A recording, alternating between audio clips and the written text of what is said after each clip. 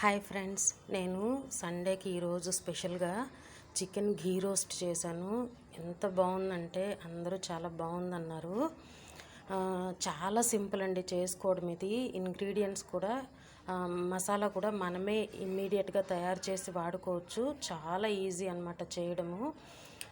అన్నీ మిక్సీ వేసేసుకొని తర్వాత చికెన్ అది వేగిన తర్వాత వేస్తే అందులో ఫ్రై అవుతుంది. సో మనం మసాలాని ముందుగా వేయించాల్సిన అవసరం కూడా లేదు. చాలా ఈజీగా తయారు చేసుకోవచ్చు. ప్రాసెస్ అంతా అయిన తర్వాత దానిలో కొంచెం నెయ్యి వేస్తే సరిపోతుంది అనమాట. ముందే వేయక్కర్లేదు. టేస్ట్ అయితే ఎక్సలెంట్గా ఉంది.